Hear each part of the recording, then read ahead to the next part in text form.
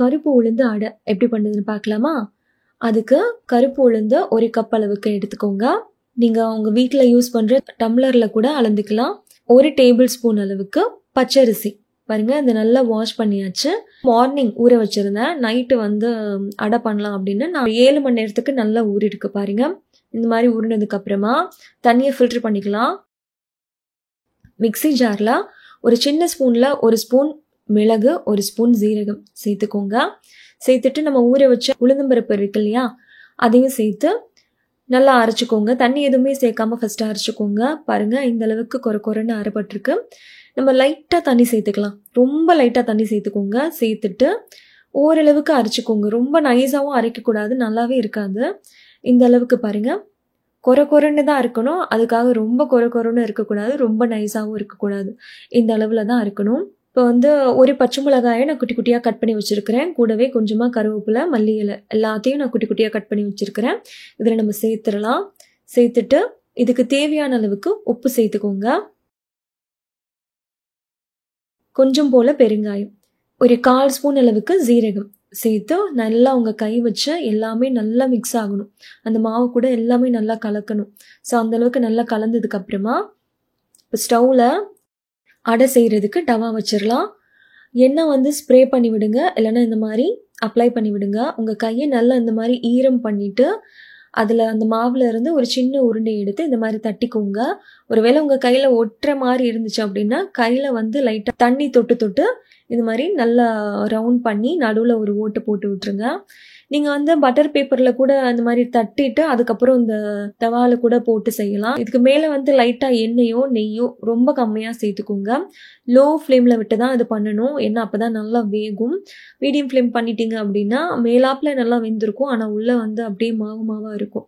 So அதனால் கண்டிப்பாக low ஃப்ளேமில் வச்சு தான் பண்ணணும். அவ்வளோ டேஸ்ட்டாக இருந்துச்சு. சைட் டிஷ் எல்லாம் எதுவுமே தேவையில்லை, இதுவே போதும். ரொம்ப அருமையாக இருக்கும்.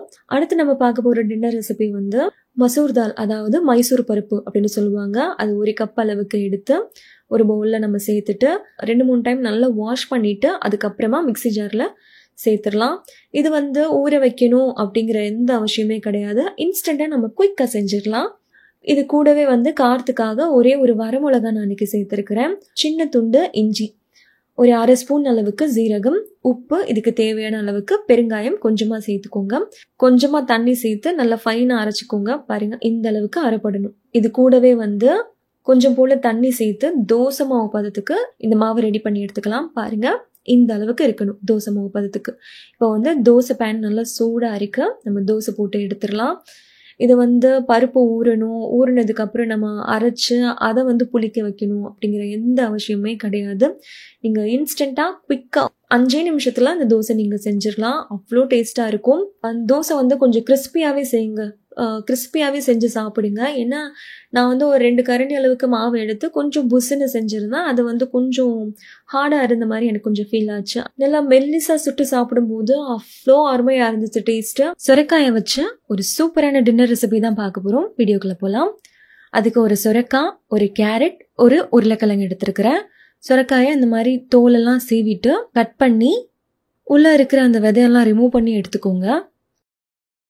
உங்களுக்கு உருளைக்கிழங்கு வேணாம் அப்படின்னு நீங்கள் நினச்சிங்கன்னா அது ஸ்கிப் பண்ணிடலாம். உருளைக்கிழங்கு சாப்பிட்டா வெயிட் கூடுமா அப்படின்லாம் கேட்டால் அதெல்லாம் கிடையாது. எப்பயாவது தான் சாப்பிட்றோம், டெய்லி சாப்பிட்டா தான் தப்பு. வாரத்துக்கு 1 நாள் எடுத்துக்கிட்டால் அது ஒன்றும் பிரச்சனை கிடையாது. அதனால நான் ஒரு கேரட், ஒரு சுரைக்காய், ஒரு உருளைக்கிழங்கு எடுத்துருக்கிறேன். ஸோ இப்போ எல்லாத்துக்குமே ஸ்கின் எல்லாம் பீல் பண்ணியாச்சு. பாருங்கள், 3யுமே நான் துருவி எடுத்துருக்கிறேன். இது ஓரமாக இருக்கட்டும். இப்போ கொஞ்சமாக மல்லி இலை, கொஞ்சமாக கருவேப்பிலை, ஒரு பச்சை மிளகாயை இந்த மாதிரி ரொம்ப குட்டி குட்டியாக கட் பண்ணி எடுத்துருக்கிறேன். அதை எல்லாத்தையும் ஒரு பவுலில் நம்ம சேர்த்துக்கலாம். நம்ம கட் பண்ணி வச்ச வெஜிடபிள்ஸையும் இதுலேயே சேர்த்துடலாம். இப்போ இதுக்கு தேவையான அளவு உப்பு, 1/4 ஸ்பூன் மஞ்சள் தூள், 1/2 ஸ்பூன் மிளகுத்தூள், கடலை மாவு 2 டேபிள் ஸ்பூன் சேர்த்துக்கோங்க, அரிசி மாவு 2 டேபிள் ஸ்பூன் சேர்த்துட்டு ஒரு தடவை நல்லா தண்ணி சேர்க்கறதுக்கு முன்னாடி அந்த மாவையும் வெஜிடபிள்ஸையும் நல்லா இந்த மாதிரி கலந்து எடுத்துக்கோங்க. தண்ணி ரொம்ப தேவைப்படாது. ஒரு 1/2 கிளாஸ்லேருந்து 3/4 கிளாஸ் அளவுக்கு தான் தேவைப்படும். ஆல்ரெடி அதுலேயே ஈரப்பதம் இருக்கும், உங்களுக்கு பிசையும் போதே தெரியும். ஸோ அதனால் நமக்கு தண்ணி அதிகமாக தேவைப்படாது. இந்த மாவு வந்து ரொம்பவும் கெட்டியாக இருக்கக்கூடாது, ரொம்பவும் வந்து தண்ணியாட்டம் இருக்கக்கூடாது. ஓரளவுக்கு பாருங்கள், இந்த அளவுக்கு இருக்கணும். அடை பண்ண ரெடி பண்ணிடலாம். இப்போ தோசை டவா வந்து சூடாக இருக்குது, அதில் வந்து ஆயில் ஸ்ப்ரே பாட்டிலில் நல்லா வந்து ஒரு 2-3 தடவை ஸ்ப்ரே பண்ணி எடுத்துக்கோங்க. ஒரு கரண்டி அளவுக்கு மாவு எடுத்து அந்த டவாவில் வச்சு உங்கள் கையை நல்லா ஈரம் பண்ணிவிட்டு, இந்த மாதிரி லோ ஃப்ளேமில் வச்சு உங்கள் கையை நல்லா ஈரம் பண்ணிவிட்டு தட்டிக்கோங்க. எந்த அளவுக்கு உங்களால் தட்ட முடியுமோ அந்த அளவுக்கு தட்டிக்கோங்க. லோ ஃப்ளேமில் வச்சு தான் நீங்கள் குக் பண்ணணும். திருப்பி போட்டுருங்க. இன்னொரு சைடு நல்லா வேகட்டும். உங்களுக்கு என்ன வேணும்னு நினச்சிங்க அப்படின்னா லைட்டாக ஆயில் பாட்டிலில் வந்து எண்ணெய் ஒரு 1-2 தடவை ஸ்ப்ரே பண்ணிக்கோங்க. பாருங்கள், இந்த மாதிரி 2 சைடும் திருப்பி போட்டு நல்லா வேகணும். லோ ஃப்ளேமில் விட்டு பண்ணிங்கன்னா தான் நம்ம அதில் சேர்த்துருக்கிற வெஜிடபிள்ஸ் எல்லாமே சூப்பராக குக் ஆகும். உங்களுக்கு சாப்பிட்றதுக்கு ரொம்ப டேஸ்ட்டாக இருக்கும். நீங்கள் ஹை ஃப்ளேமில் வச்சு பண்ணிட்டீங்க அப்படின்னா உங்களுக்கு வந்து சீக்கிரமாகவே குக் ஆகிடும். ஆனால் அந்த உள்ளே இருக்கிற வெஜிடபிள்ஸ் எல்லாம் சரியாக வெந்திருக்காது. அதனால தான் கண்டிப்பாக லோ ஃப்ளேமில் வச்சு பண்ணுங்கள். சம்பா வீட் தோசை, சம்பா கோதுமையில் எப்படி தோசை பண்ணுறது அப்படின்னு தான் பார்க்க போகிறோம். அதுக்கு இன்னைக்கு 1 கிளாஸ் அளவுக்கு நான் சம்பா கோதுமை எடுத்திருக்கிறேன். இது வந்து புரோக்கன் வீட் சம்பா, முழு சம்பா கோதுமை கிடையாது. இந்த மாதிரி உடைச்ச சம்பா கோதுமையில் நான் இன்னைக்கு செஞ்சுருக்கிறேன். நீங்கள் முழு சம்பா கோதுமை கிடைச்சா அதில் கூட நீங்கள் செய்யலாம். 1 கிளாஸ்க்கு 1/4 கிளாஸ் அளவுக்கு கருப்பு உளுந்தம்பருப்பு சேர்த்துக்கோங்க. நீங்கள் ஒயிட் கூட சேர்க்கலாம். கருப்பு சேர்த்திங்கன்னா இன்னும் கொஞ்சம் உடம்புக்கு நல்லது. கூடவே 1 டீஸ்பூன் போல் வெந்தயம் சேர்த்துட்டு இது எல்லாமே நம்ம நல்லா வாஷ் பண்ணி எடுத்துகிட்டு வந்துடலாம். ஒரு 4-5 டைம் நல்லா வாஷ் பண்ணிக்கோங்க. பாருங்கள், வாஷ் பண்ணியாச்சு. இப்போ இது வந்து ஒரு 8 மணி நேரத்துக்கு அப்படியே இருக்கட்டும், நல்லா ஊறணும். பாருங்கள், 8 மணி நேரம் ஆயிடுச்சு. நல்லா சூப்பராக ஊறி வந்திருக்கு பாருங்கள். இப்போ இந்த தண்ணியை ஃபில்டர் பண்ணிவிட்டு இது ஒரு மிக்ஸி ஜாருக்கு நம்ம ட்ரான்ஸ்ஃபர் பண்ணிடலாம். அரைக்க தேவையான அளவுக்கு தண்ணி சேர்த்துக்கோங்க. உப்பு இதுக்கு தேவையான அளவுக்கு மட்டும் சேர்த்துக்கோங்க. நல்லா ஃபைனாக அரைச்சி எடுத்துகிட்டு வந்துடலாம். எந்த அளவுக்கு உங்களால் ஃபைனாக அரைக்க முடியுமோ அந்த அளவுக்கு அரைச்சிட்டு இதை ஒரு பவுலுக்கு நம்ம ட்ரான்ஸ்ஃபர் பண்ணிடலாம். பாருங்க, இந்த அளவுக்கு நல்லா ஃபைனாக அரைச்சிக்கோங்க. இப்போ இது வந்து ஒரு 4-5 மணி நேரம் நல்லா புளிக்கணும். எனக்கு வந்து இது புளிக்கிறதுக்கு 5 மணி நேரம் போல் ஆச்சு. சூப்பராக புளிச்சு வந்திருக்கு. மாவு நல்லா இந்த மாதிரி ஒரு தடவை மிக்ஸ் பண்ணி விட்டுக்கோங்க. தோசை ஊற்றுறதுக்கு முன்னாடி மாவு இந்த மாதிரி நல்லா மிக்ஸ் பண்ணி விட்டுக்கோங்க. தேவைப்பட்டால் கொஞ்சமாக தண்ணி சேர்த்து தோசை மாவு பதத்துக்கு ரெடி பண்ணி எடுத்துக்கலாம். எத்தனை டைப்பான தோசை சாப்பிட்ருந்தாலுமே இந்த சம்பா கோதுமையில் பண்ண தோசை அவ்வளோ டேஸ்ட்டாக இருந்துச்சு. எங்கள் வீட்டில் எல்லாருக்குமே பிடிச்சது. பயங்கர டேஸ்ட்டாக இருந்துச்சு. நீங்களும் கண்டிப்பாக இந்த தோசையை ட்ரை பண்ணி பார்த்துட்டு எப்படி இருந்துச்சுன்னு எனக்கு கமெண்ட் பண்ணுங்கள். எண்ணெயோ நெய்யோ உங்களுக்கு தேவைப்பட்டால் கொஞ்சம் போல் சேர்த்துக்கோங்க. நான் அன்றைக்கி வந்து கொஞ்சமாக தேங்காய் சட்னி தான் பண்ணியிருந்தேன். தேங்காய் சட்னி கூட சாப்பிட்றதுக்கு இந்த தோசை அல்டிமேட்டாக இருந்துச்சு. நீங்களும் கண்டிப்பாக ட்ரை பண்ணி பாருங்கள். அடுத்து நம்ம பார்க்க போகிற ரெசிபி வந்து நல்ல கிறிஸ்பியான ராகி தோசை எப்படி பண்ணுறது அப்படின்னு பார்க்கலாமா? அதுக்கு 1 கிளாஸ் அளவுக்கு நான் இன்றைக்கி ராகி எடுத்துருக்கிறேன். நீங்கள் உங்கள் வீட்டில் யூஸ் பண்ணுற டீ கிளாஸோ இல்லைனா மெஷரிங் கப்போ எது வேணாலும் யூஸ் பண்ணுங்கள். அதே கிளாஸில் 1/4 கிளாஸ் அளவுக்கு உளுந்தம் பருப்பு, நீங்கள் வந்து கருப்பு உளுந்து கூட சேர்த்துக்கலாம். நான் இன்றைக்கி வந்து ஒயிட் உளுந்து சேர்த்துருக்கிறேன். கூடவே 1 டீஸ்பூன் போல் வெந்தயம் சேர்த்துட்டு இப்போ இது எல்லாத்தையும் நல்லா வாஷ் பண்ணிட்டு வந்துடலாம். ஒரு 4-5 டைம் நல்லா வாஷ் பண்ணிங்கன்னா நல்லா க்ளீன் ஆகிடும். இப்போ இது வந்து ஒரு 6-7 மணி நேரத்துக்கு ஊற வைக்கணும். நான் வந்து ஓவர் நைட் ஊற விட்டுருந்தேன். மார்னிங் வந்து அரைக்கிறதுக்காக நான் நைட்டே ஊற வச்சிட்டேன். பாருங்கள், நல்லா ஊறி வந்திருக்கு. இந்த தண்ணியை நம்ம ஃபில்டர் பண்ணிவிட்டு இதை ஒரு மிக்ஸி ஜாருக்கு சேர்த்துடலாம். சேர்த்துட்டு கொஞ்சம் போல் தண்ணி சேர்த்து உப்பு இதுக்கு தேவையான அளவுக்கு சேர்த்துட்டு நல்லா எந்த அளவுக்கு ஃபைனாக அரைக்க முடியுமோ அந்த அளவுக்கு அரைச்சி இதை ஒரு பவுலுக்கு நம்ம ட்ரான்ஸ்ஃபர் பண்ணிடலாம். பாருங்கள், இந்த அளவுக்கு நல்லா ஃபைனாக அரைச்சிக்கோங்க. இப்போ இது இருக்கட்டும். இது வந்து ஒரு 4 மணி நேரத்துக்கு நான் புளிக்க விட்டுருந்தேன். இது ரொம்ப புளிக்க விடலை. ஸோ லைட்டாக புளிச்ச உடனே வந்து நான் தோசை செய்ய ஆரம்பிச்சிட்டேன். மாவு நல்லா ஒரு தடவை மிக்ஸ் பண்ணிவிட்டு தேவைப்பட்டால் கொஞ்சம் போல் தண்ணி சேர்த்து தோசை மாவு பதத்துக்கு ரெடி பண்ணி எடுத்துக்கலாம். இப்போ வந்து பேன் சூடாக இருக்குது, நம்ம தோசை ரெடி பண்ணிடலாம். இந்த ராகி தோசையில் அவ்வளோ கால்சியம் இருக்குது. உடம்புக்கு ரொம்ப நல்லது. வீக்லி ஒன்ஸ் நீங்கள் கண்டிப்பாக பசங்களுக்கும் செஞ்சு கொடுங்க. வெயிட் லாஸில் இருக்கிறவங்க இந்த மாதிரி ஹெல்த்தியாக சாப்பிட்டு உங்கள் வெயிட்டை நீங்கள் குறைக்கவும் செய்யலாம், மெயின்டைன் பண்ணவும் செய்யலாம். அடுத்து நம்ம பார்க்க போகிறது மாப்பிள்ளை சம்பா அரிசியையும் பச்சை பயிரும் யூஸ் பண்ணி எப்படி தோசை பண்ணுறது அப்படின்னு தான் பார்க்க போகிறோம். அதுக்கு 1 கிளாஸ் அளவுக்கு மாப்பிள்ளை சம்பா அரிசி எடுத்துருக்கிறேன். இந்த தோசை ரெசிபியில் வந்து நம்ம உளுந்து சேர்க்க போகிறது கிடையாது.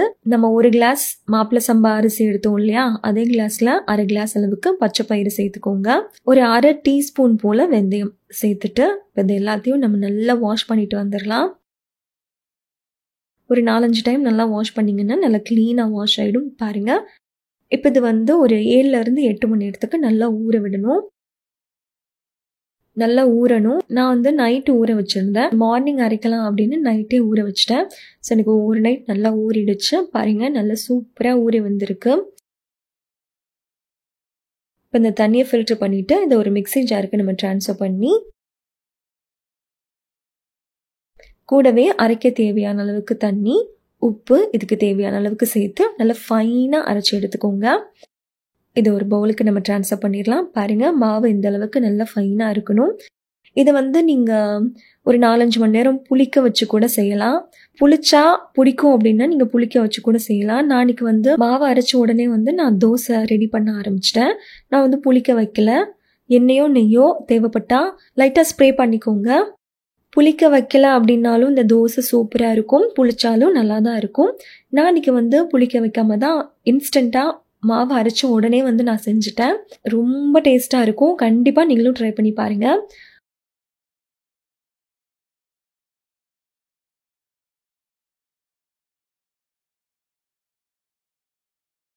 அடுத்து நம்ம பார்க்க போகிற ரெசிபி வந்து பச்சை பயிரும் திணை அரிசியும் சேர்த்து ஒரு சூப்பர் டேஸ்டான தோசை எப்படி பண்ணுறது அப்படின்னு தான் பார்க்க போகிறோம்.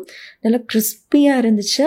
நம்ம வந்து சம்பா கோதுமையில் பண்ண தோசை எந்த அளவுக்கு டேஸ்ட்டாக இருந்துச்சோ அதே அளவுக்கு இந்த திணை சேர்த்து பச்சை பயிறு சேர்த்து பண்ண தோசை பயங்கர டேஸ்ட்டாக இருந்துச்சு. நீங்களும் கண்டிப்பாக ட்ரை பண்ணி பாருங்கள். இது பண்ணுறதுக்கு 1 கிளாஸ் அளவுக்கு பச்சை பயிறு சேர்த்துக்கோங்க. அதே கிளாஸில் 1 கிளாஸ் அளவுக்கு திணை அரிசி சேர்த்துக்கோங்க. 1/2 கிளாஸ் அளவுக்கு உளுந்தம்பருப்பு சேர்த்துக்கோங்க. 1 கிளாஸ் பச்சை பயிறு 1 கிளாஸ் திணை அரிசி இல்லையா, ஸோ 2 கிளாஸ்க்கு 1/2 கிளாஸ் உளுந்தம்பருப்பு 1 டீஸ்பூன் போல் வெந்தயம் சேர்த்துட்டு நல்லா வாஷ் பண்ணிட்டு வந்துடலாம். பாருங்கள், நல்லா வாஷ் பண்ணியாச்சு. இப்போ இதை வந்து ஒரு 6லேருந்து 7 மணி நேரத்துக்கு நல்லா ஊற விட்டுருங்க. ஒரு லிட் போட்டு க்ளோஸ் பண்ணி வச்சிடலாம். நான் வந்து ஓவர் நைட் ஊற வைக்க போகிறேன். மார்னிங் அரைக்க போகிறேன். பாருங்கள், மார்னிங் ஆகிடுச்சு. நல்லா அந்த திணை அரிசியும் பருப்பும் நல்லா ஊறி வந்திருக்கு. இப்போ இந்த தண்ணியை நம்ம கீழே கொட்டிட்டு இது ஒரு மிக்ஸி ஜாருக்கு நம்ம ட்ரான்ஸ்ஃபர் பண்ணிடலாம். இது கூடவே வந்து அரைக்க தேவையான அளவுக்கு தண்ணி, உப்பு இதுக்கு தேவையான அளவுக்கு சேர்த்து நல்லா ஃபைனாக அரைச்சி எடுத்துக்கோங்க. உங்களுக்கு எந்த அளவுக்கு ஃபைனாக முடியுமோ அந்த அளவுக்கு பாருங்கள். இந்த அளவுக்கு நல்லா ஃபைனாக அரைச்சிட்டு இதை வந்து புளிக்க வைக்க வேண்டிய அவசியமே கிடையாது. நீங்கள் வந்து உடனே அரைச்சி உடனே வந்து தோசை சுட்டுலாம். ரொம்ப டேஸ்ட்டாக இருக்கும். சம்பா கோதுமையில் பண்ண தோசை டேஸ்ட்டாக இருந்துச்சு அப்படின்னு சொன்னேன் இல்லையா, அதே மாதிரி இந்த தோசையும் வந்து அவ்வளோ டேஸ்ட்டாக சூப்பராக இருந்துச்சு. கண்டிப்பாக நீங்களும் ட்ரை பண்ணி பாருங்கள். இந்த ரெசிபீஸ் எல்லாம் நீங்களும் ட்ரை பண்ணி பார்த்துட்டு எப்படி இருந்துச்சுன்னு எனக்கு கமெண்ட் பண்ணுங்கள். மில்லட்லேயே வந்து திணை அரிசியில் தான் நிறைய ப்ரோட்டீன் இருக்குது. நான் சொன்ன இந்த 4 தோசை ரெசிபியும் நீங்களும் கண்டிப்பாக ட்ரை பண்ணி பாருங்கள். உங்கள் வெயிட் லாஸுக்கும் இது யூஸ் ஆகும். வெயிட் லாஸ் பண்ணிவிட்டு அதை மெயின்டைன் பண்ணுறவங்களுக்கும் இது கண்டிப்பாக யூஸ்ஃபுல்லாக இருக்கும். உங்கள் வீட்டில் இருக்கிறவங்களுக்கும் நீங்கள் இந்த மாதிரி ஹெல்த்தியாக செஞ்சு கொடுங்க.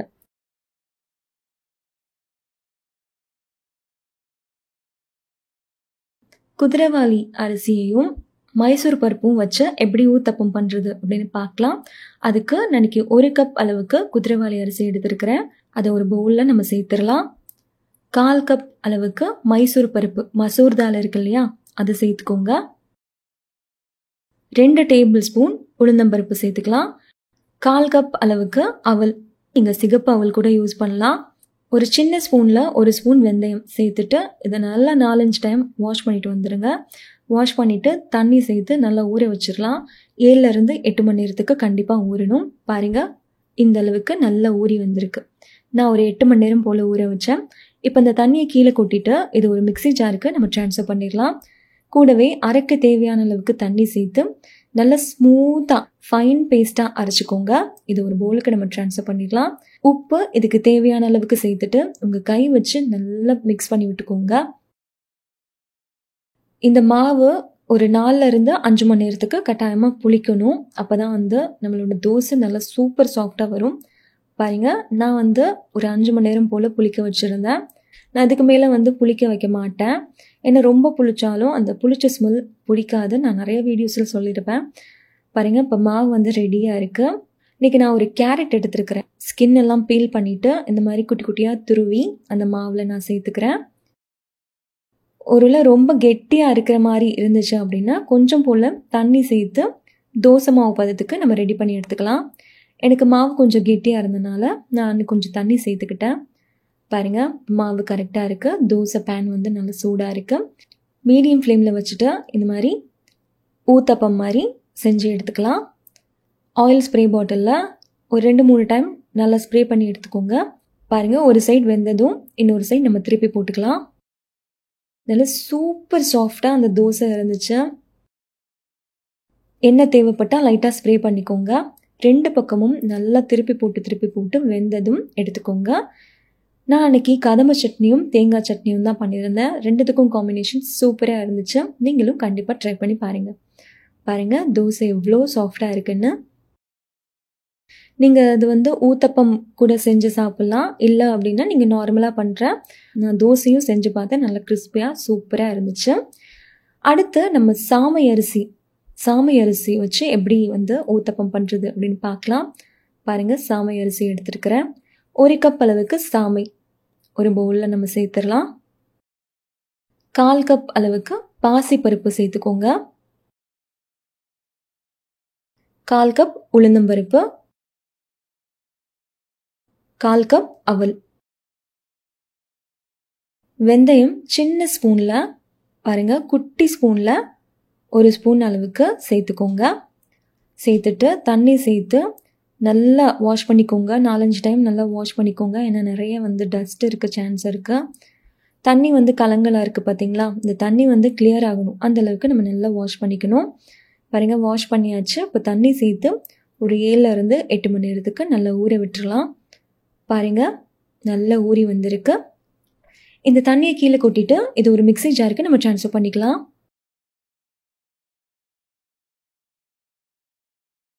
கூடவே அரைக்க தேவையான அளவுக்கு தண்ணி சேர்த்து நல்லா ஃபைன் பேஸ்ட்டாக அரைச்சி எடுத்துக்கோங்க. நல்லா ஸ்மூத்தாக அரைக்கணும். பாருங்கள், இந்த அளவுக்கு நல்லா ஸ்மூத்தாக இருக்கணும். இப்போ இதுக்கு தேவையான அளவுக்கு உப்பு சேர்த்து உங்கள் கை வச்சு நல்லா மிக்ஸ் பண்ணி விடுங்க. இந்த மாவு எனக்கு 4 மணி நேரத்துலேயே இந்த மாவு புளிச்சிருச்சு. நான் அதிகமாக புளிக்க வைக்க மாட்டேன். ஏன்னா அந்த புளிச்ச ஸ்மெல் எனக்கும் எங்கள் வீட்டில் இருக்கிறவங்களுக்கும் பிடிக்காது. அது ஒரு மாதிரி நெஞ்சு எறிகிற மாதிரியே இருக்கும். ஸோ ஓவராக நான் மாவு புளிக்க வைக்க மாட்டேன். எனக்கு 4லேருந்து 5 மணி நேரத்துக்குள்ளேயே புளிச்சு வந்துடும். அதுக்கப்புறம் நான் ரெடி பண்ண ஸ்டார்ட் பண்ணிடுவேன். பாருங்கள், மாவு இந்த மாதிரி புளிச்சு வந்ததுக்கப்புறமா நம்ம தோசை ரெடி பண்ணிடலாம். இப்போ பேன் சூடாக இருக்குது. நம்ம ஊத்தப்பம் பண்ணி எடுத்துடலாம். எண்ணெய் தேவைப்பட்டால் லைட்டாக ஸ்ப்ரே பண்ணிக்கோங்க. லோ ஃப்ளேம்லேயும் மீடியம் ஃப்ளேம்லேயும் வச்சு பொறுமையாக குக் பண்ணி எடுங்க. பாருங்கள், 2 பக்கமும் நல்லா இந்த மாதிரி குக் ஆனதுக்கப்புறமா நம்ம எடுத்துடலாம்.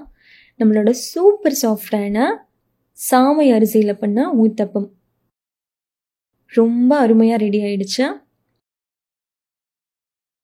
இது கூடவே நான் தக்காளி சட்னி தான் பண்ணியிருந்தேன். பாருங்கள், எவ்வளோ சாஃப்டாக இருக்குன்னு. அடுத்து நம்ம பார்க்க போகிற ரெசிபி திணை அரிசியை வச்சு எப்படி ஊத்தப்பம் பண்ணுறது அப்படின்னு தான் பார்க்க போகிறோம். பாருங்கள், நான் திணை அரிசி எடுத்துருக்கிறேன். இருக்கிற மில்லட்லேயே திணை அரிசியில் தான் அதிகப்படியான ஃபைபரும் ப்ரோட்டீனும் உங்களுக்கு இருக்குது. ஸோ 1 கிளாஸ் அளவுக்கு நான் இன்றைக்கி திணை அரிசி எடுத்துருக்கிறேன். அதே கிளாஸில் 1/4 கிளாஸ் அளவுக்கு உளுந்தம்பருப்பு சேர்த்துக்கோங்க. அதே கிளாஸில் 1/4 கிளாஸ் அளவுக்கு துவரம்பருப்பு, 1/4 கிளாஸ் அளவுக்கு அவல் சேர்த்துக்கோங்க. ஒரு சின்ன ஸ்பூனில் 1.5 ஸ்பூன் வெந்தயம் சேர்த்துட்டு தண்ணி சேர்த்து நல்லா வாஷ் பண்ணிவிட்டு ஒரு 4-5 டைம் நல்லா வாஷ் பண்ணிவிட்டு அதுக்கப்புறமா தண்ணி சேர்த்து ஊற வச்சுக்கலாம். பாருங்கள், நல்லா வாஷ் பண்ணியாச்சு. தண்ணி சேர்த்து இது ஒரு 6-7 மணி நேரத்துக்கு ஊறட்டும். நான் வந்து ஓவர் நைட் ஊற விட்டுருந்தேன். பாருங்கள், நல்லா ஊறி வந்திருக்கு. இப்போ இந்த தண்ணியை நம்ம ஃபில்டர் பண்ணிவிட்டு இது ஒரு மிக்ஸி ஜாருக்கு நம்ம ட்ரான்ஸ்ஃபர் பண்ணிடலாம்.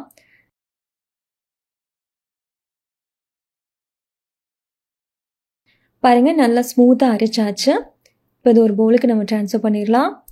நம்ம அரைக்கிற மாவு எல்லாமே நல்லா இந்த மாதிரி ஸ்மூத்தாக அரைக்கணும். பாருங்கள், இப்போ இதுக்கு தேவையான அளவுக்கு உப்பு நம்ம சேர்த்துடலாம். சேர்த்துட்டு நல்லா கை வச்சு மிக்ஸ் பண்ணி விட்டுக்கோங்க. எனக்கு இந்த மாவு வந்து புளிக்கிறதுக்கு ஒரு 5.5 மணி நேரம் போல் ஆச்சு. எனக்கு யூஸ்வலாக வந்து 4 மணி நேரத்துலேயே புளிச்சிரும். பட் அன்னைக்கு கொஞ்சம் கிளைமேட் ரொம்ப மந்தமாக இருந்தனால ஒரு 5.5 மணி நேரம் போல் ஆச்சு எனக்கு மாவு புளிக்கிறதுக்கு. பாருங்கள், மாவோட கன்சிஸ்டன்சி இந்த அளவுக்கு இருக்கணும். நம்ம ரெகுலராக தோசை பண்ணுவோம் இல்லையா, அதே மாதிரி தான். தோசை பேனில் நம்ம மாவு சேர்த்துடலாம். எண்ணெய் தேவைப்பட்டால் லைட்டாக ஸ்ப்ரே பண்ணிக்கோங்க. லோ ஃப்ளேம்லேயும் மீடியம் ஃப்ளேம்லேயும் மாற்றி மாற்றி வச்சு பொறுமையாக 2 பக்கமும் திருப்பி போட்டு நல்லா வெந்ததுக்கப்புறம் நம்ம எடுத்துக்கலாம். இதுக்கு சைட் டிஷ்ஷாக நான் வந்து பாம்பே சட்னி தான் பண்ணியிருந்தேன். பாம்பே சட்னியில் உருளைக்கிழங்கு, பட்டாணி, கேரட் இதெல்லாம் போட்டு பண்ணியிருந்தேன். காம்பினேஷன் வந்து ரொம்ப சூப்பராக இருந்துச்சு. நீங்கள் ட்ரை பண்ணது இல்லை அப்படின்னா ஒரு தடவை ட்ரை பண்ணி பாருங்கள். பாருங்கள், இவ்வளோ சாஃப்டாக இருக்குது அப்படின்னு.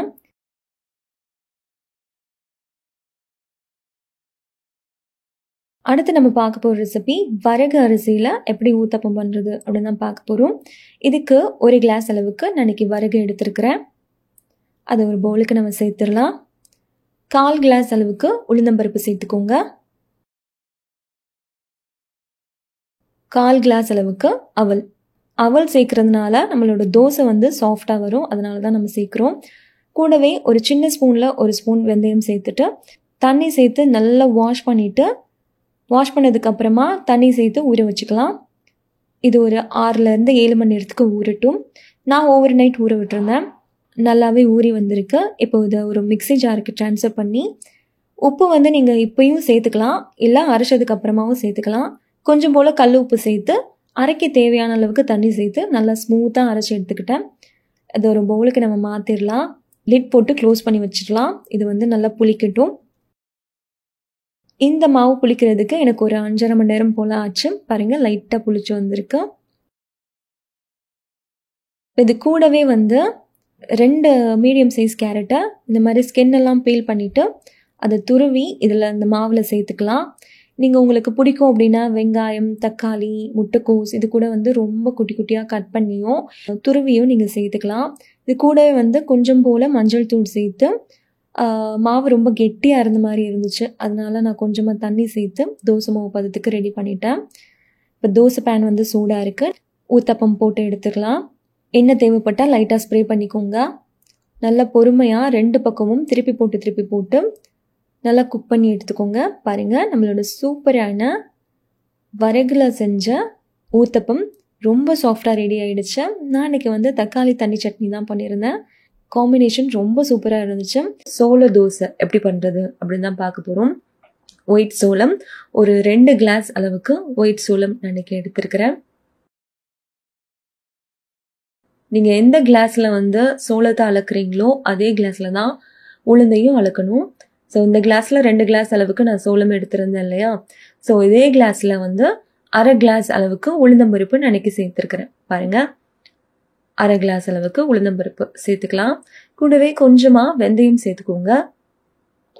இந்த அளவுக்கு மட்டும் சேர்த்துட்டு இப்போ இது எல்லாத்தையும் நல்லா வாஷ் பண்ணிட்டு வந்துடலாம். நல்லா சூப்பராக வாஷ் பண்ணியாச்சு. ஒரு 3-4 தடவை நல்லா வாஷ் பண்ணி எடுத்துக்கோங்க. இப்போ இது முங்குற அளவுக்கு தண்ணி சேர்த்துக்கோங்க. நான் இதை வந்து நைட்டு தான் ஊற வச்சுருந்தேன். இது ஓவர் நைட் கண்டிப்பாக ஊறணும். அதாவது ஒரு 8-10 மணி நேரமாச்சு கட்டாயமாக ஊறணும். பாருங்கள், சூப்பராக ஊறி வந்திருக்கு.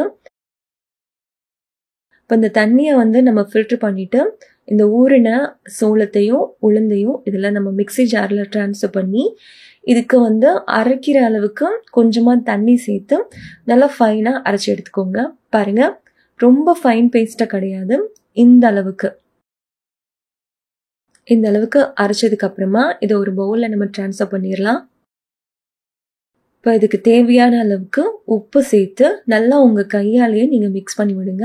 கரண்டி எதுவுமே சேர்க்காதீங்க, நல்லா கையாலேயே சூப்பராக மிக்ஸ் பண்ணி விடுங்க. இப்போ இந்த மாவு வந்து நல்லா புளிக்கணும். மிக்ஸ் பண்ணதுக்கப்புறமா நம்ம லிட் போட்டு க்ளோஸ் பண்ணி வச்சிடலாம். மாவு வந்து இங்கே அடிக்கிற வெயிலுக்கு 4 மணி நேரத்துலேயே எனக்கு வந்து நல்லாவே புளிச்சிருச்சு. லைட்டாக அந்த மாதிரி பொங்கி வந்தாலே போதும், நீங்கள் வந்து தோசை பண்ணுறதுக்கு ரெடி ஆகிடும். இல்லை நான் வந்து நைட்டு தான் சுட போகிறேன், மார்னிங் தான் சுட போகிறேன் அப்படின்னா இந்த மாதிரி லைட்டாக பொங்கி வந்த உடனே நீங்கள் ஃப்ரிட்ஜில் வச்சுருங்க. இதை வந்து ஒரு 2 நாளுக்கு நம்ம யூஸ் பண்ணிக்கலாம். மாவு எப்போவுமே அரைச்சிங்க அப்படின்னா 2 நாளுக்கு மேலே யூஸ் பண்ணாதீங்க. ஸோ பாருங்கள், நம்ம இப்போ பேன் வந்து நல்லா சூடாக இருக்குது. தோசை மாவு பதத்துக்கு மாவு ரெடி பண்ணி அது மாதிரி தோசை நம்ம ரெடி பண்ணிடலாம். உங்களுக்கு வேணும் அப்படின்னா லைட்டாக எண்ணெயோ நெய்யோ ரொம்ப கம்மியாக சேர்த்துக்கோங்க. நல்லா 2 பக்கமும் திருப்பி போட்டு நீங்கள் குக் பண்ணிங்கன்னா நம்மளோட அருமையான நல்ல கிறிஸ்பியான சோள தோசை சூப்பராக ரெடி ஆயிரும். அரிசி எதுவுமே நம்ம இதில் சேர்க்கல, அவ்வளோ அருமையாக இருந்துச்சு. இதில் நிறைய பெனிஃபிட்ஸ் இருக்குது. வெயிட் லாஸ்க்கு ரொம்ப ஒரு அருமையான ரெசிபி. கண்டிப்பாக நீங்களும் ட்ரை பண்ணி பாருங்கள். வந்து நல்லா ஸ்பைசியாக தேங்காய் சட்னியோடு சாப்பிட்றதுக்கு அவ்வளோ அருமையாக இருந்துச்சு. கண்டிப்பாக இந்த ரெசிபிஸ் நீங்களும் வீட்டில் ட்ரை பண்ணி பாருங்கள். கம்பு தோசை எப்படி செய்கிறதுன்னு பார்க்கலாம். அதுக்கு ஒரு கிளாஸ் அளவுக்கு நான் கம்பு எடுத்துருக்கிறேன். நீங்கள் எந்த கிளாஸில் அளக்குறீங்களோ அதே கிளாஸில் தான் உளுந்தும் எடுத்துக்கணும். இப்போ ஒரு பாத்திரத்தில் சேர்த்துடலாம். அதே கிளாஸில் 1/4 கிளாஸ் அளவுக்கு உளுந்து எடுத்துக்கோங்க. கொஞ்சமாக வெந்தயம் நல்லா வாஷ் பண்ணிட்டு தண்ணி சேர்த்து ஊற விட்டுருங்க. 10 மணி நேரத்துக்கு கட்டாயமாக ஊறணும். நான் ஓவர் நைட் ஊற விட்டுருந்தேன். பாருங்க, நல்லா ஊறிடுச்சு. இப்போ நான் அதை வந்து மிக்சி ஜாரில் சேர்த்து 2 பேட்சாக அரைச்சி எடுத்துக்க போகிறேன். ஃபைன் பேஸ்ட்டாக அரைச்சி எடுத்துக்கோங்க. எல்லா மாவும் இந்த மாதிரி அரைச்சு இதில் சேர்த்தாச்சு. இப்போ இதுக்கு உப்பு, தேவையான அளவுக்கு உப்பு சேர்த்து கை வச்சு நல்லா மிக்ஸ் பண்ணிக்கோங்க. இந்த மாவு ஒரு 6 மணி நேரத்துக்கு ஊறணும். அதுக்கு மேல ரொம்ப ஊறிடுச்சுன்னா ரொம்ப ஒரு மாதிரி புளிச்ச ஸ்மெல் வரும், அது நல்லா இருக்காது. ஸோ 6 மணி நேரமே, மேக்சிமம் 6 மணி நேரமே ஊறினா கரெக்டா இருக்கும். பாருங்க, 6 மணி நேரத்துக்கு நல்லா ஊறிடுச்சு. இப்போ தோசை மாவு பதத்துக்கு இந்த மாவை ரெடி பண்ணிட்டு தோசை ஊத்திடலாம். கல் சூடா இருக்கு. நல்லா கிறிஸ்பியா தோசை வரும். லைட்டா உங்களுக்கு வேணும்னா நெய்யோ எண்ணெயோ அளவா சேர்த்துக்கோங்க. 2 தோசை 3 விதமான சட்னியோட நல்லா சூப்பரா சாப்பிட்டேன். மாப்பிள்ளை சம்பா அரிசியில தோசை எப்படி பண்றதுன்னு பார்க்கலாம். அதுக்கு 1 கிளாஸ் அளவுக்கு மாப்பிள்ளை சம்பா அரிசி எடுத்திருக்கிறேன். நீங்க ஒரே கிளாஸ்ல மெஷர்மெண்ட் எடுத்துக்கோங்க. நான் சின்ன கிளாஸ்ல 1 கிளாஸ் அளவுக்கு மாப்பிள்ளை சம்பா அரிசி எடுத்திருக்கிறேன். அதே கிளாஸ்ல கருப்பு உளுந்து 1/4 கிளாஸ் அளவுக்கு சேர்த்துக்கோங்க. நீங்க வெள்ளை உளுந்து கூட சேர்க்கலாம். நான் இன்னைக்கு கருப்பு உளுந்து தான் எடுத்திருக்கிறேன். 1/4 கிளாஸ் அளவுக்கு கருப்பு உளுந்து சேர்த்துக்கோங்க. கொஞ்சமா வெந்தயம். இது எல்லாத்தையும் நல்லா வாஷ் பண்ணிட்டு தண்ணி சேர்த்து ஊற விட்டுருங்க. 10 மணி நேரத்துக்கு கட்டாயமா ஊறணும். பாருங்க, 10 மணி நேரம் ஆயிடுச்சு. நல்லா ஊறிடுச்சு. இது மிக்சி ஜார்ல சேர்த்து நல்லா ஃபைன் பேஸ்டா அரைச்சு எடுத்துட்டு வந்துடலாம்.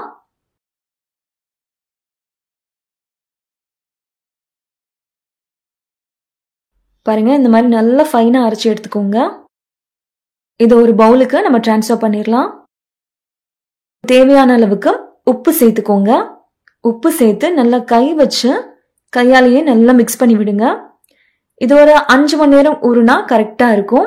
நம்ம பாரம்பரிய அரிசி சேர்த்து இல்லைன்னா மில்லட் சேர்த்து பண்ணும்போது நீங்க ரொம்ப நேரம் ஊற வச்சுட்டீங்கன்னா அதோட புளிப்பு வாசனை ரொம்ப ஹெவியா இருக்கும்.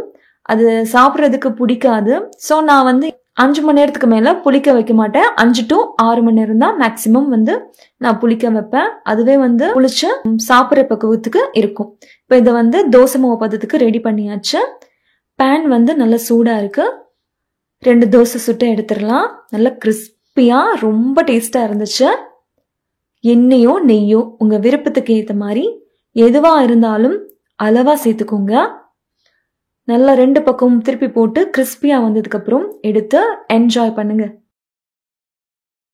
அடுத்து பார்க்க போற தோசை வந்து பச்சை பயிறு தோசை. எப்படி பண்றதுன்னு பார்க்கலாம். அதுக்கு ஒரு கிளாஸ்ல பச்சை பயிறு எடுத்துக்கோங்க. பச்சை பயிறு மட்டுமே சேர்த்து பண்ண போறோம். இதுக்கு உளுந்து வெந்தயம் எதுவுமே கிடையாது. இதை நல்லா வாஷ் பண்ணிட்டு வந்துடலாம். பாருங்க, நல்லா வாஷ் பண்ணியாச்சு. இப்போ இதை வந்து தண்ணி சேர்த்து நல்லா ஊற வச்சிடலாம். இதையும் ஒரு 8ல இருந்து 10 மணி நேரத்துக்கு நல்லா ஊற வச்சு எடுத்துக்கோங்க. பாருங்க, நல்லா ஊறிடுச்சு. இப்போ இந்த மிக்சி ஜார்ல சேர்த்துடலாம். இது கூடவே வந்து காரத்துக்காக இன்னைக்கு ஒரே ஒரு பச்சை மிளகாவை 2ஆ கட் பண்ணி எடுத்துருக்கிறேன். கூடவே கொஞ்சமா இஞ்சி, அப்புறம் கொஞ்சமா கருவேப்பிலை. உங்களுக்கு வேணும்னா நீங்க சீரகம் கூட சேர்த்துக்கலாம். நான் இன்னைக்கு சேர்க்கல. உப்பு தேவையான அளவுக்கு சேர்த்துக்கோங்க. பெருங்காயம் கொஞ்சமா சேர்த்துக்கோங்க. கொஞ்சம் கொஞ்சமா தண்ணி சேர்த்து நல்லா ஃபைன் பேஸ்டா அரைச்சு எடுத்துட்டு வந்துடலாம். பாருங்க, அரைச்சாச்சு. இப்போ இது ஒரு பவுலுக்கு நம்ம ட்ரான்ஸ்ஃபர் பண்ணிடலாம். தண்ணி சேர்த்து தோசை மாவு பதத்துக்கு இதை ரெடி பண்ணிட்டு பேன் சூடானதுக்கு அப்புறமா தோசை ஊத்துனீங்கன்னா நம்மளோட அருமையான பச்சை பயிறு தோசை சூப்பரா ரெடி ஆயிருக்கும். நான் இன்னைக்கு வந்து கொஞ்சம் போல நெய் சேர்த்து தான் தோசை சுட்டேன். நல்லா 2 பக்கமும் திருப்பி போட்டு கிறிஸ்பியா வந்ததுக்கு அப்புறமா தோசை எடுங்க. அவ்வளோ அருமையா இருக்கும். கோதுமை தோசை எப்படி பண்றதுன்னு பார்க்கலாம். 4 கரண்டி அளவுக்கு கோதுமை மாவு நான் இன்னைக்கு எடுத்திருக்கிறேன். 4 கரண்டிக்கு வந்து அதே கரண்டியில 1 கரண்டி அளவுக்கு ரவை சேர்த்துக்கோங்க. 1/4 கரண்டி அளவுக்கு அரிசி மாவு சேர்த்துக்கோங்க. பெருங்காயம் கொஞ்சமா சேர்த்துக்கோங்க. ஜீரகம் கொஞ்சமா சேர்த்துக்கோங்க.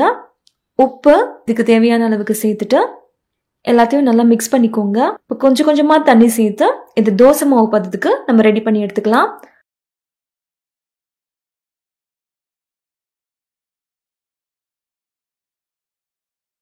பாருங்க, தோசை மாவு பதத்துக்கு ரெடி ஆயிடுச்சு. இப்போ பேன் சூடா இருக்கு. நம்ம தோசை புட்டிடலாம். இந்த மாதிரி நீங்க ரவையும் அரிசி மாவும் சேர்ந்து செய்யும் போது கோதுமை தோசை அவ்வளோ டேஸ்டா இருக்கும். கண்டிப்பா ட்ரை பண்ணி பாருங்க. கார்த்தியானம் அரிசியில எப்படி தோசை பண்றது அப்படின்னு தான் பார்க்க போறோம். இந்த அரிசி வந்து நான் சொல்ற இந்த எல்லா அரிசியும் டிபார்ட்மெண்ட் ஸ்டோர்ல கண்டிப்பா கிடைக்கும். இல்லைன்னா ஆன்லைன்ல கூட அவைலபிளா இருக்கும். கண்டிப்பா வாங்கி வச்சுக்கோங்க. 1/2 கிளாஸ் அளவுக்கு காட்டியானம் அரிசி எடுத்திருக்கிறேன். அதே கிளாஸ்ல 1/2 கிளாஸ் அளவுக்கு இட்லி அரிசி எடுத்திருக்கிறேன். 1/4 கிளாஸ் அளவுக்கு உளுந்து சேர்த்துக்கோங்க. கொஞ்சமா வெந்தயம் சேர்த்துட்டு நல்லா வாஷ் பண்ணிட்டு ஊற விட்டுருங்க. இது ஒரு 10ல இருந்து 12 மணி நேரத்துக்கு நல்லா ஊறணும். ஊறினதுக்கு அப்புறமா இந்த தண்ணியை நம்ம வடிச்சிட்டு மிக்சி ஜார்ல சேர்த்து நல்லா ஃபைன் பேஸ்டா அரைச்சிட்டு பவுல்ல மாத்திக்கலாம். கூடவே தேவையான அளவுக்கு உப்பு சேர்த்து நல்லா கை வச்சு நல்லா மிக்ஸ் பண்ணி விடுங்க. இது ஒரு 5 மணி நேரத்துக்கு ஊறினாலே போதும். ஓரளவுக்கு புளிச்சிருச்சு பாருங்க. இப்போ இந்த தோசை மாவு பதத்துக்கு ரெடி பண்ணிடலாம். பாருங்க, ரெடி ஆயிடுச்சு. இப்போ பேன் சூடா இருக்கு. நம்ம தோசை ஊத்திடலாம். நல்லா கிறிஸ்பியா வரும். நான் சொன்ன எல்லா தோசையும் அதே மெஷர்மெண்ட்டோட நீங்களும் ட்ரை பண்ணி பாருங்க. கிறிஸ்பியாவும் ரொம்ப டேஸ்டாவும் இருக்கும். கண்டிப்பா நீங்களும் ட்ரை பண்ணி பார்த்துட்டு எப்படி இருந்துச்சுன்னு கமெண்ட் பண்ணுங்க.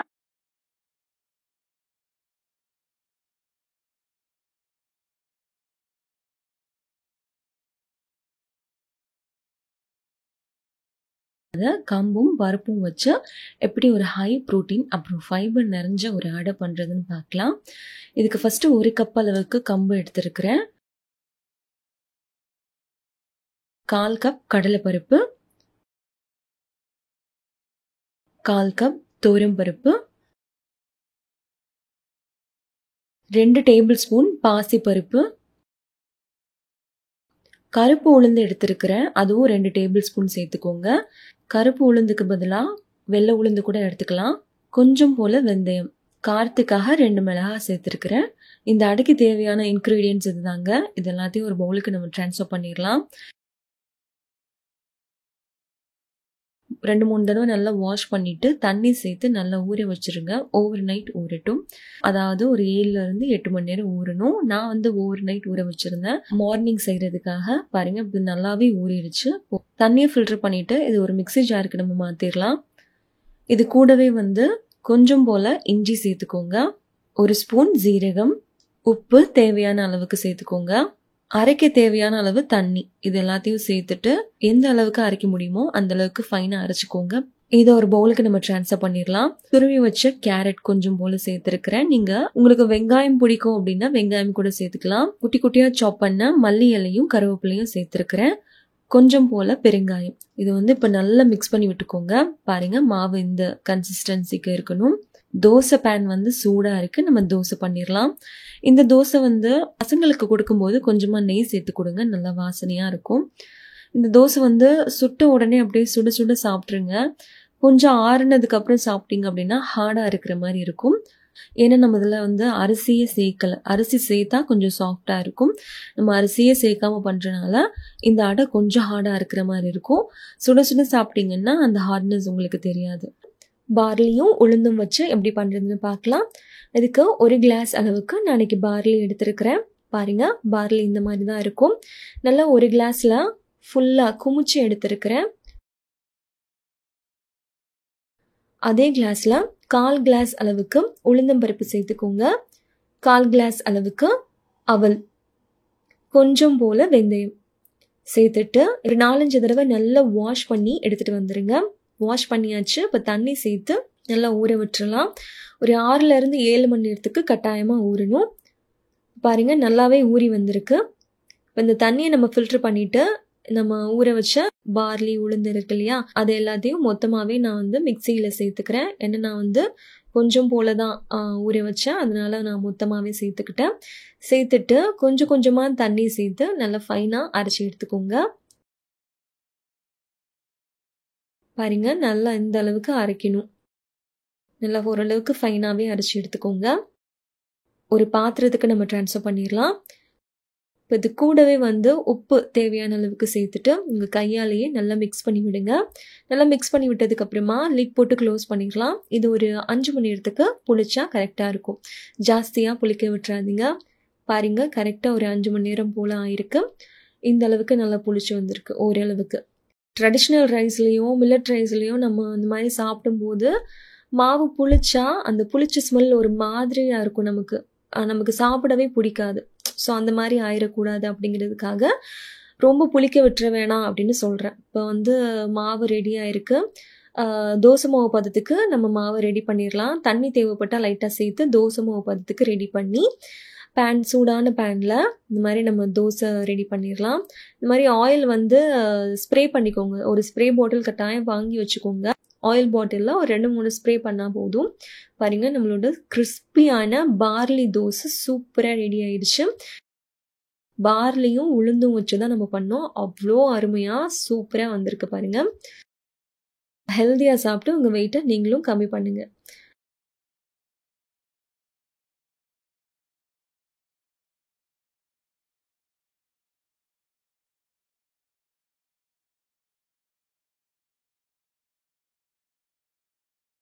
$250 கிராம் அளவு இருக்கிற ஒரு கப்ல ரெட் ரைஸ் எடுத்திருக்கிறேன். மட்டை அரிசி 1/4 கப், அதாவது 1/4 கப் ஒயிட் கொண்டக்கடலை எடுத்திருக்கிறேன். கொண்டக்கடலை எடுத்த அதே கப்ல பச்சை பயிறு எடுத்திருக்கிறேன். 1 ஸ்பூன் அளவுக்கு வெந்தயம் சேர்த்துக்கோங்க. இப்போ இது எல்லாத்தையும் நம்ம நல்லா வாஷ் பண்ணிட்டு வந்துடலாம். நீங்க கிளாஸ்ல தான் அளவு எடுக்கிறீங்க அப்படின்னா 1 கிளாஸ் மட்டை அரிசி எடுத்தீங்க அப்படின்னா அதே கிளாஸ்ல 1/4 கிளாஸ் இந்த ஒயிட் சுண்டலும் 1/4 கிளாஸ் பச்சை பயிரும் சேர்த்துக்கோங்க, சரியா இருக்கும்.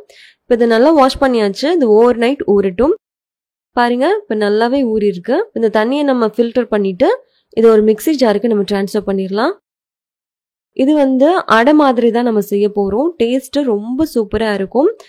குக் பண்ணுறதுக்கு கொஞ்சம் டைம் எடுத்துக்கும், ஆனால் டேஸ்ட்டு ரொம்ப நல்லாயிருக்கும். நீங்கள் கண்டிப்பாக அந்த தோசையை ட்ரை பண்ணி பாருங்கள். வெயிட் லாஸ்க்கு ரொம்பவும் ஹெல்ப் பண்ணும். இது கூடவே காரத்துக்கு ஒரே ஒரு பச்சை மிளகாய், கொஞ்சமாக இஞ்சி, மல்லி இலை கொஞ்சமாக சேர்த்துக்கோங்க, கொஞ்சமாக கருவேப்பிலை, உப்பு தேவையான அளவுக்கு, கொஞ்சமாக பெருங்காயம், 1 ஸ்பூன் ஜீரகம். இதெல்லாத்தையும் சேர்த்துட்டு லைட்டாக கொரகொரப்பாக அரைச்சி எடுத்துகிட்டு வந்துடலாம். இப்போ 1/4 மூடி தேங்காவை இந்த மாதிரி நல்லா வாஷ் பண்ணி எடுத்து வச்சிருக்கிறேன். இதையுமே நம்ம லைட்டாக இப்போ கொரன்னு அரைச்சோம் இல்லையா, ஸோ அது கூடவே இதையும் சேர்த்து கொஞ்சம் கொஞ்சமாக தண்ணி சேர்த்து நல்லா ஃபைனாக அரைச்சி எடுத்துகிட்டு வந்துடுங்க.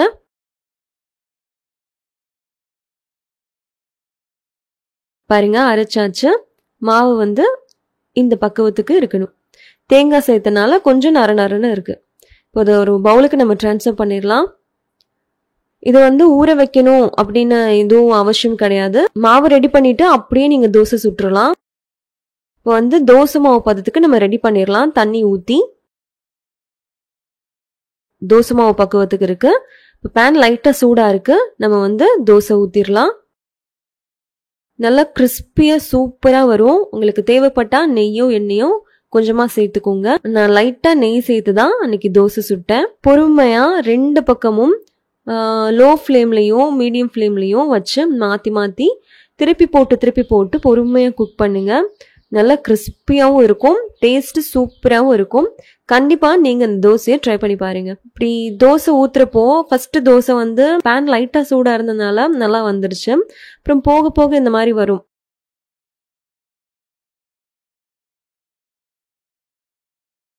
கொஞ்சமா எண்ணெயோ நெய்யோ கம்மியா சேர்த்துட்டு தோசை கரண்டி நம்ம திருப்பி போடுவோம் இல்லையா, அந்த கரண்டியை வச்சு இந்த மாதிரி நல்லா ஸ்ப்ரெட் பண்ணி விடுங்க. ஈவனா கேப் இருக்கிற இடத்துல இந்த மாதிரி ஈவனா ஸ்ப்ரெட் பண்ணி விட்டு ஸ்டவ் வந்து லோ ஃப்ளேம்லையும் மீடியம் ஃப்ளேம்லையும் மாற்றி மாற்றி வச்சு இந்த மாதிரி குக் பண்ணிங்கன்னா நம்மளோட ப்ரோட்டீனும் ஃபைபரும் நிறைஞ்ச ஒரு தோசை அடை வந்து சூப்பராக ரெடி ஆயிடுச்சு. பாருங்க தோசை இந்த மாதிரி வருது. அதனால நான் உங்களுக்கு திருப்பி வந்து ஒரு 2-3 ஷாட் எடுத்து வச்சிருக்கிறேன் உங்களுக்கு காமிக்கிறதுக்காகவே. இந்த மாதிரி தான் வரும். நீங்கள் தோசை திருப்பி போடுற கரண்டியை வச்சு இந்த மாதிரி நல்லா ஸ்ப்ரெட் பண்ணி விட்டிங்கன்னா சரியாயிடும். அப்புறம் கொஞ்சமாக எண்ணெயோ நெய்யோ சேர்த்து நீங்கள் லோ ஃப்ளேம்லேயும் மீடியம் ஃப்ளேம்லேயும் தான் வச்சு நீங்கள் குக் பண்ணணும்.